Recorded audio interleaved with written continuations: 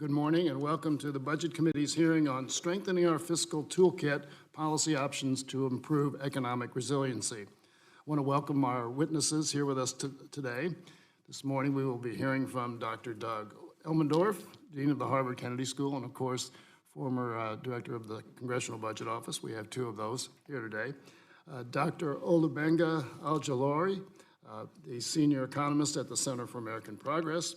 Mr. John Hicks, Executive Director at the National Association of State Budget Officers, and Dr. Douglas Holtz-Eakin, President of the American Action Forum, and again, a former CBO Director. We look forward to your testimony. I will now yield myself 5 minutes for my opening statement. Over the last 10 years, our nation has experienced the longest uninterrupted period of economic expansion in U.S. history.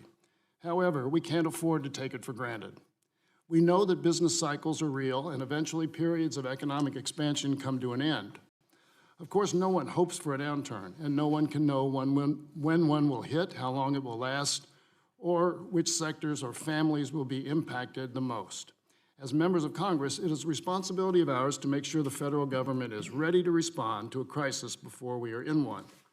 Today, our expert witnesses will discuss policies that we can implement now to ensure a more secure future for our nation and our families tomorrow.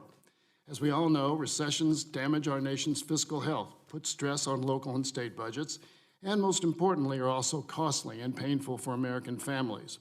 When the Great Recession hit, Americans across the country, regardless of background, education, career, or state of residence, felt its effects. Many families faced bankruptcies. Others were forced to make tough choices as they watched their savings shrink, their debt grow, and their opportunities diminish. In 2009, Congress passed the American Recovery and Reinvestment Act, increasing government investment, cutting taxes for working families and small businesses, and preventing bigger unemployment spikes. While the Recovery Act was critical, we could have and should have done more to prevent families from being left behind. The impact of the Great Recession is still being felt in communities across our country.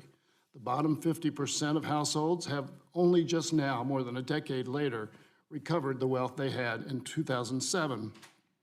Millennials, many of whom graduated college only to enter into the worst job market in a generation, have been saddled with high student loan debt, lower earnings, and less wealth than generations before them, and they face increased barriers to economic opportunity. We see the legacy of the Great Recession in rising economic inequality and families still struggling to regain their footing. The American people expect and deserve a government that can utilize every tool needed to stabilize our economy and to soften the impact of recessions on our families. Our current automatic stabilizers, revenues that fall and spending that grows when the economy falters, are vital. They provide timely and targeted support during economic downturns and turn on and off when needed. When the economy is weak, working families rely even more on programs like Medicaid, SNAP, and unemployment insurance to help them meet their basic human needs.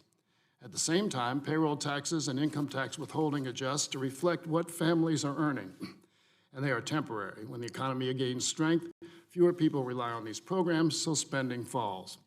But the automatic stabilizers in current law can only do so much. Waiting for Congress to act to provide additional help in a time of crisis slows down response time, making it harder to target relief when and where it is needed most. It is time for us to consider new approaches. This is particularly important because while the next economic downturn comes, whenever that may be, it may not be as severe as the Great Recession. It may be more challenging to overcome. Interest rates today are significantly lower than they were before the last downturn, so we won't be able to rely on the Federal Reserve to play as large a role. While the world is moving at 100 miles an hour, Congress at its optimum efficiency moves at about 10 miles an hour. That's why it's crucial that we start the process of strengthening these programs now before we hit a downturn. Families and communities should receive the support they need when they need it, not months later after the damage is done. Unfortunately, the Trump administration is pursuing policies that will put more families in jeopardy when we face the next economic downturn. Changes to critical programs such as implementing untested work requirements, making it harder to access SNAP benefits, and proposing changes to how the federal government measures poverty in a way that could cut or eliminate vital assistance for millions in need. that will make programs less responsive to a slowing economy. If we want to minimize the damage caused by recessions, Congress must focus on strengthening the key programs families will rely on most.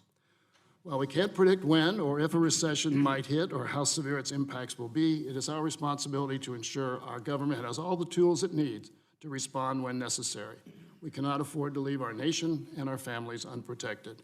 I look forward to hearing testimony from our witnesses on what Congress can do to best secure our fiscal future.